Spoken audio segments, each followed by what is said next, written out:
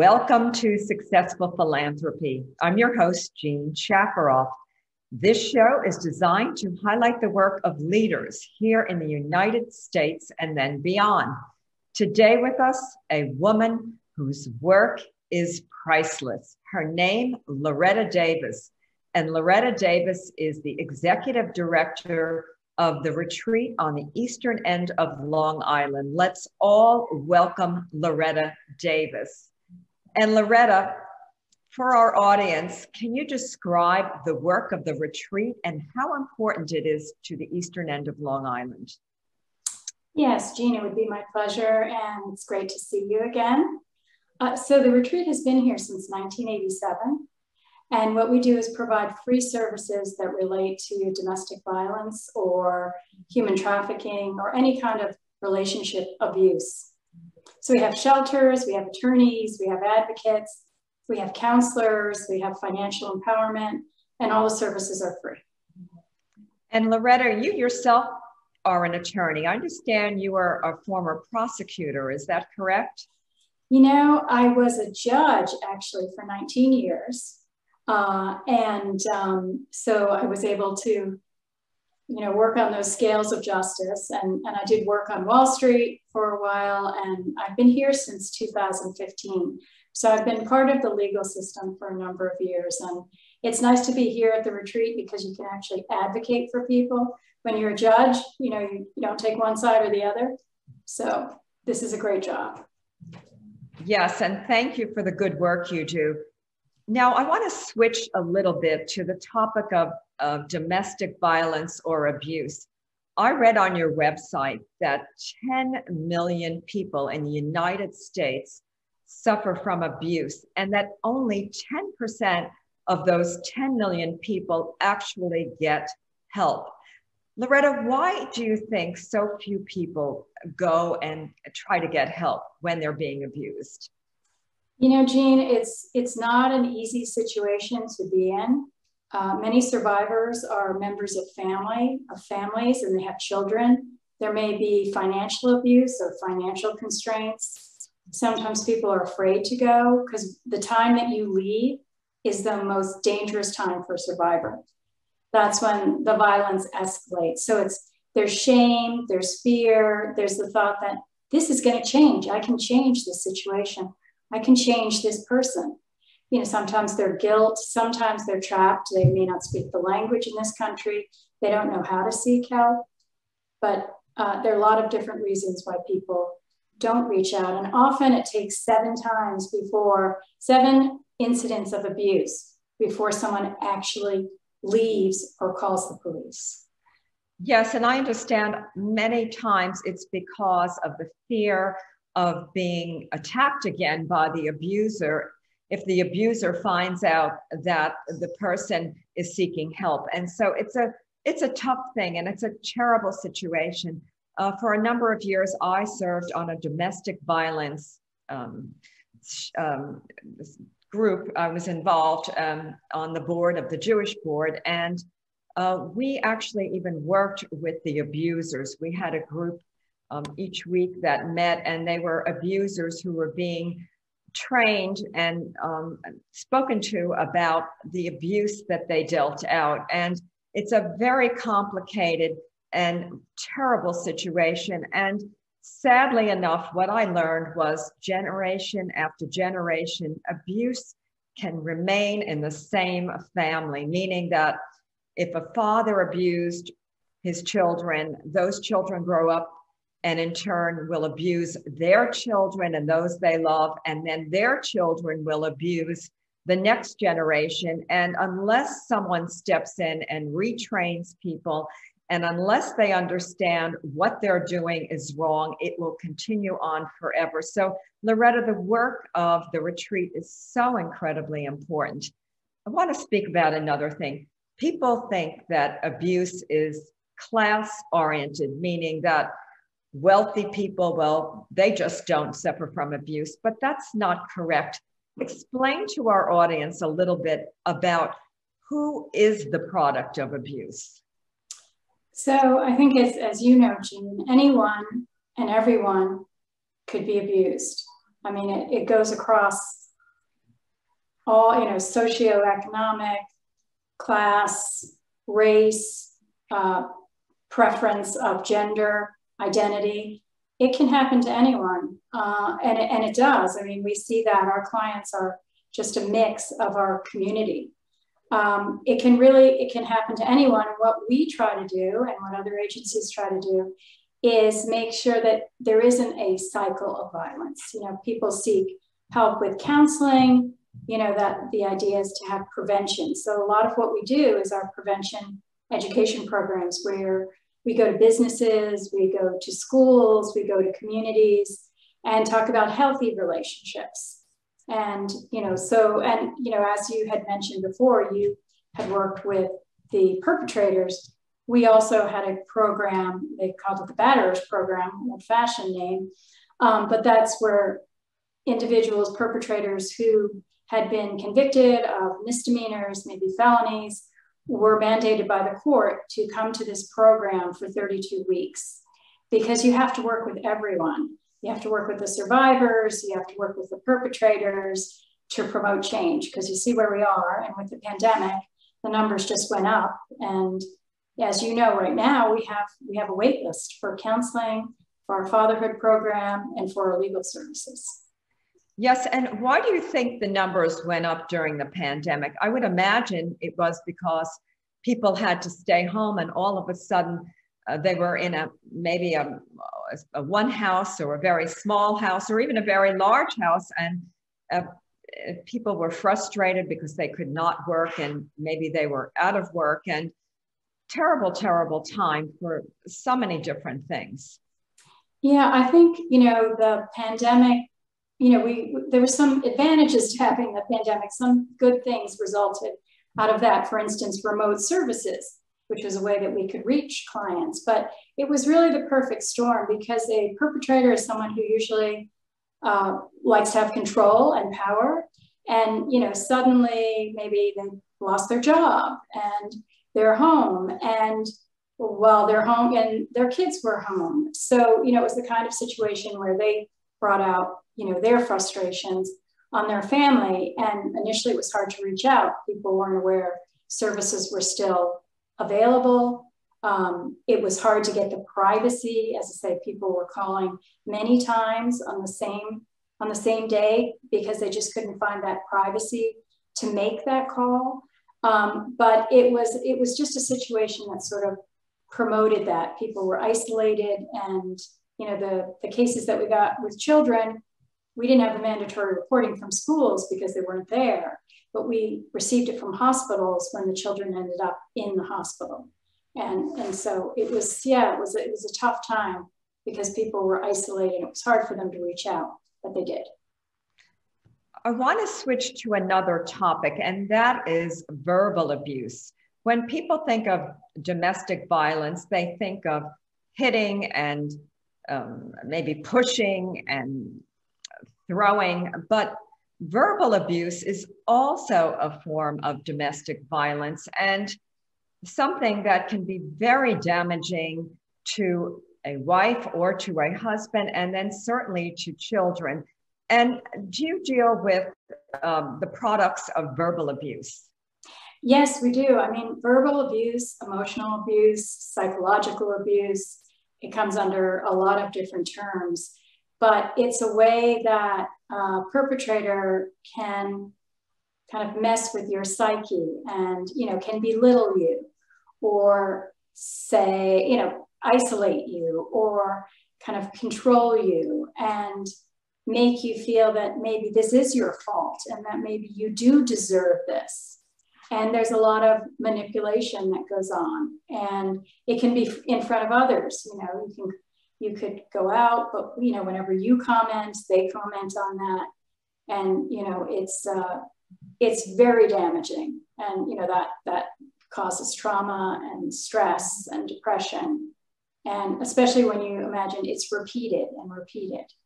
So verbal abuse also, and as I say, financial abuse is also almost common in every single case. There's a way of preventing people from work, or calling people at work too often, or taking their check, or not giving them a car or access to a car so that they could get to work. or maybe physically injuring them so that they can't go to work because they don't want to show those abuses, yeah. Yes, and besides verbal abuse occurring in families, it also occurs in friendships beyond just dating friendship. For example, you could be in a friendship with a woman you know, and that woman could be very insulting and not nice to you. So I always say, if you're in a friendship where another human being is taking stabs at you verbally, meaning they're not treating you nicely, well, you have to leave that friendship. How common is abuse in the dating scene of young teenagers? Yeah, that's something also that we deal with, and it's we hear about it, and it's common. And as you know, then they go to college and they're away, and it's even more common. But you know, we have the teen leadership program where we work with students that are in high school, and it's amazing what they convey to us and how they help us get the message out. Even dating, you know, they don't call it dating. They sort of call it getting together. And they talk about relationship abuse. And instead of intimate partner abuse, you know, they deal with it differently, but it happens a lot. And I think that's important when you have friends who believe in you. And they always say, believe in you, you know, believe in someone when they tell you something, and be supportive and don't be judgmental, because you don't know what the situation is. But you know, and it may not be a good time for them to leave, because often people will say, get out of that relationship now, but maybe it would be dangerous. But just to be supportive, it happens a lot. And teens are learning about that and asking questions about that. But they also help us with the teen leadership program on conveying what you say to someone. You know, so it's great working with youth because they have a lot of insight, but it is common. And Loretta, what about sexual abuse of children and then older people? Does the retreat deal with these situations? And so often when a child is being abused, it goes hidden because a child is ashamed to report something like that. So how do you deal with that? Well, one of the things that we do, we have programs where we work with children as young as 3, where we provide counseling to the child in person, as well as counseling to the non-abusive parent. And, you know, that's really important. There's different ways that you can work with children through SAND, through arts, through play therapy. So we do that, but also we go into the school systems and have different programs. One of them for the younger grades is called Hands Are Not for Hitting. So they learn what is acceptable and what is not normal, and that you can reach out to an adult that you feel you can trust and talk about that. So it's really, again, talking about what is normal and what is acceptable and what's not, so that they don't feel alone and that there's someone there that they can trust. So the education component is really important, because if you're brought up in a certain family where that's been the history of that family, and that's what they've seen happen in their family, they may think that's part of being a child, but it's not, and it's not acceptable. And that's what we share with the kids. Yes, and I think going into the schools and teaching children that violence and abuse is not acceptable behavior is very, very important. And what about teaching children and families about the importance of not abusing animals? Because animal abuse is also a terrible, terrible form of abuse. Are you involved in that as well? Yes, we are. You know, often if someone's injuring animals, they're also injuring people. Or if people are abusive of people, it's very likely that they're abusive of their pets. And about 15 years ago, New York law changed its law to include all pets in protective orders. So if you were afraid of a particular perpetrator because of the conduct, you could get a protective order or a stay away order, meaning you can't go near this survivor, nor can you go near his cat, his horse, his dog. And if you do, you violated this order and there are going to be repercussions. And I was a judge when that came down, and I was thrilled that it did, because the protective order in the past didn't.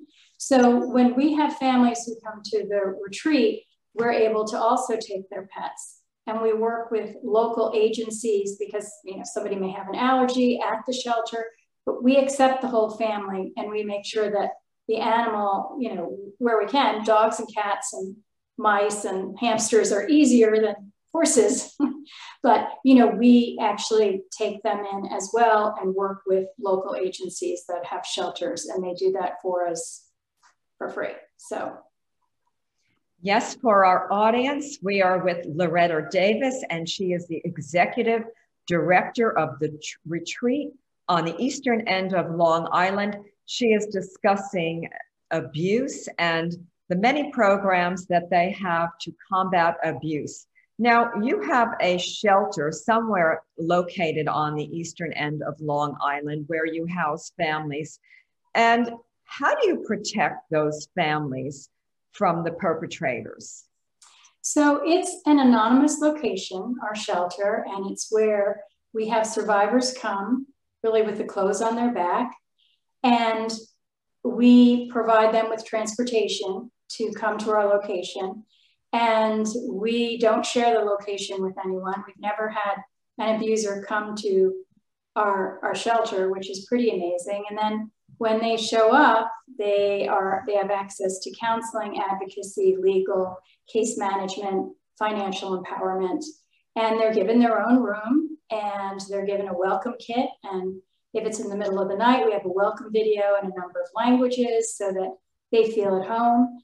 And that's open to everyone. You know, a lot of our survivors are women who are at the shelter, but it's open to all genders, all preferences, all identities.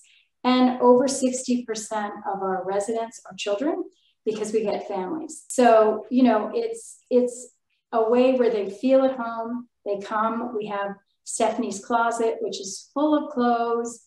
We have the toy closet. So when they come, they're very welcome. And we've never, you know, it is an undisclosed location.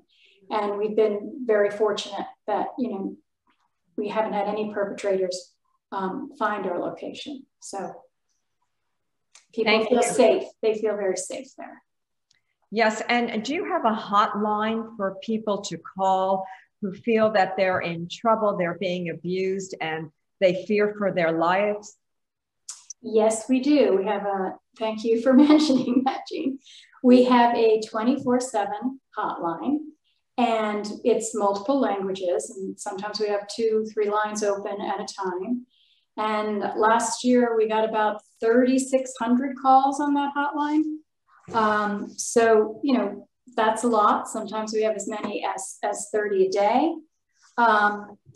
I can also give you, you know, we also have a chat. So if people can't get on the phone, there's also a chat, a safe chat where they can text. But the number is 631-329-2200. And again, everything is confidential. We live in a small town, but, you know, our clients are from all of Suffolk County, sometimes Nassau County. But it's confidential and they're free.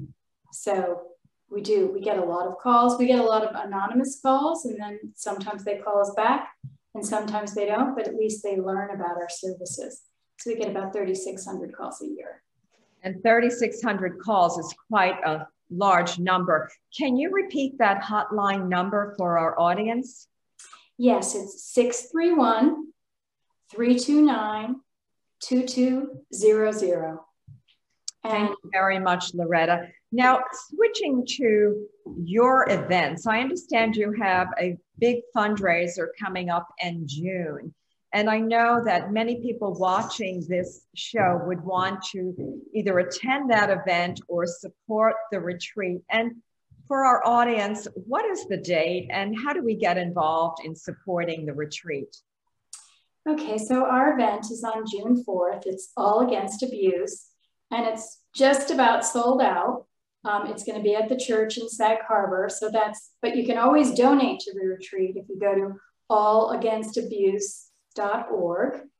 If you want to donate something, you send a text to 76278, 76278, and you text all against abuse, one word, and you can learn about the retreat, you can give to the retreat. So we have this incredible event on June 4th. As I say, it's just about sold out, but we have 2 other events coming up. One is the virtual gala, and the virtual gala means it's going to be all virtual. You can watch it from home, and there's all kinds of opportunities to engage, interact, donate, and that's going to be on June 9th at 6 p.m., just about an hour, and that's all about survivors.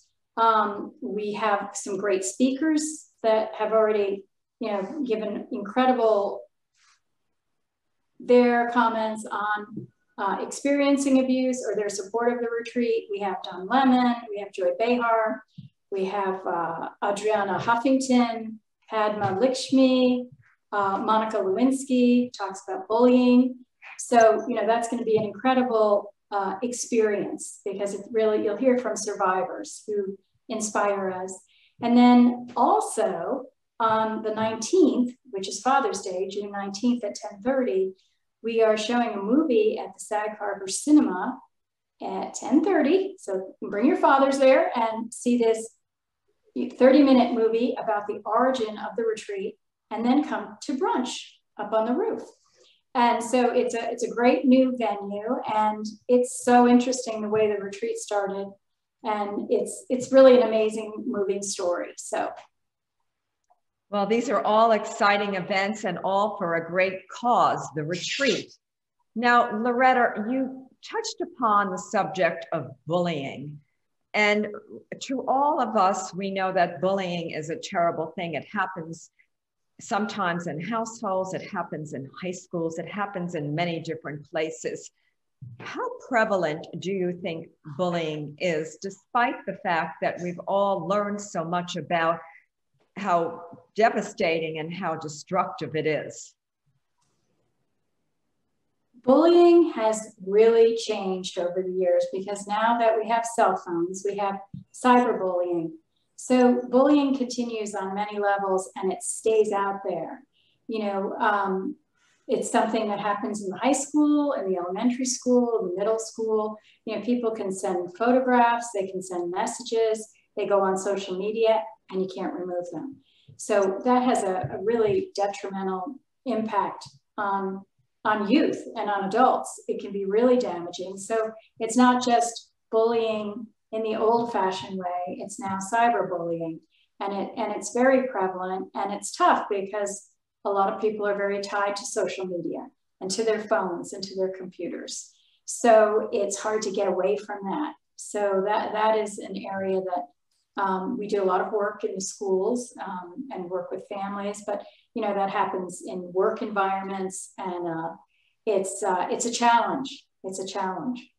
We talk about what you do share, what you don't share, intimate pictures, better not to share them, those kinds of things. But yeah, it can be devastating. It really can be, and long lasting, not just an incident in school, physically being pushed or something, which is also bad. I would imagine you train people to block bulliers and also not to respond, because I know that generally when someone is being bullied or threatened, the best way that I've always learned to respond is by not responding. And can you touch on that for a few minutes? Yeah, it's always good, not to be forced with force. And it really depends on the situation. Sometimes it's better to say, like, don't do that. Sometimes it's better to let them know that you are going to speak up. And but it really depends on the situation. It really does. But of course, you don't want to physically get into a situation unless, obviously you're protecting yourself. But it really depends on the situation. But there are different things that you can do, different people you can talk to. Again, that's about trusting, and it shouldn't be acceptable. And, talking to someone who can help with that, making sure that they do, either in the work environment, in the school environment, or, if it's abuse at home, that, you talk to a counselor and you try to get that changed. So. And what about stalkers? How do you deal with stalkers? Because many of us have had stalkers, and a stalker can be a very serious thing and very dangerous. And for those people who can't immediately go to, say, authorities because of fear of a retaliation by a stalker or for other reasons, what do you suggest? Yeah, we do help individuals with stalking situations. The law is not easy in that respect, but because it requires so much. So it's always good to document, it's good to have pictures, it's good to keep a journal. If you see someone who's driving by your home, who's driving by where you work, who's parking the car, it's always good to have pictures of that. And to document what's going on, and it has to be, there's got to be a pattern. So, the law is pretty stringent, but there are laws to help prevent that, and to get a protective order, and that's a good way to start. Yes, and to also document, keep all emails and all texts from a stalker. And Yes. This way you have a paper trail and never erase them. Also never respond, because that only edges and keeps a stalker interested in stalking.